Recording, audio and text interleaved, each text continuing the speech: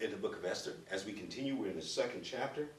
We're going to be in verses 1 through 4, the danger of anger.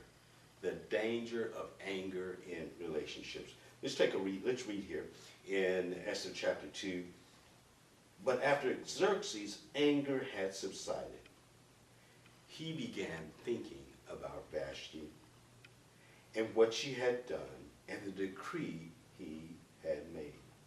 So his personal attendant suggested, let us search the empire to find beautiful young virgins for the king. Let the king appoint agents in each province to bring these beautiful young women into the royal harem at the fortress of Susa. Haggai, the king's unit in charge of the harem, will see that they are all given beauty treatments. After that, the young women who most pleases the king will be made queen instead of Vashti. So we start out here in chapter 2 in this particular experience. And what happens? The king's anger has now subsided, because that's the way that anger operates. Anger is like the weather. It is something that will pass over.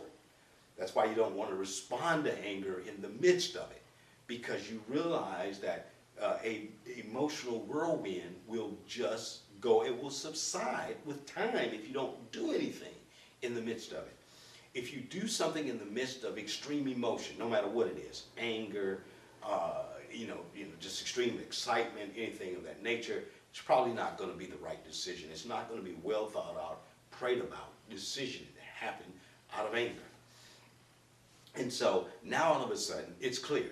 He's now thinking about Vashti and what he's done and what she's done. And there's no doubt he has regret. It takes his attendants in and around him, those persons, and say, okay, let's go to step 2, you king.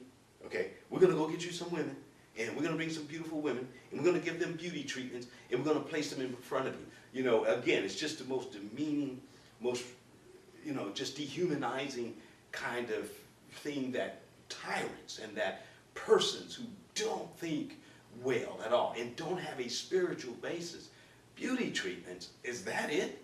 But that's the level of the thinking and of the spirit particularly of where people are. When we're talking about this king, we're not just talking about this king. This king represents a human condition.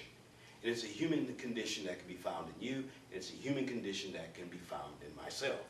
Whether it's anger, whether it's making decisions out of anger, whether it's, trying to flaunt, your wife's beauty, and as if that's all that she has.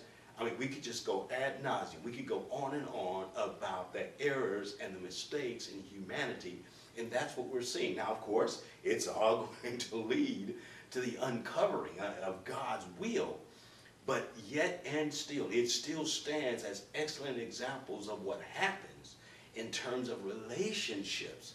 It demonstrates what happens when persons don't have a spiritual basis, or they're spiritual there, and by spiritual I mean in Christ, because anybody can be spiritual, but that doesn't mean they're in Christ. But when you're in Christ, but you don't use your relationship with him in your decision-making process, you're going to look, and I'm going to look the exact same way. We're going to make the same kind of decisions.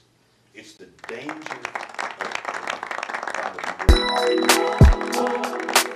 of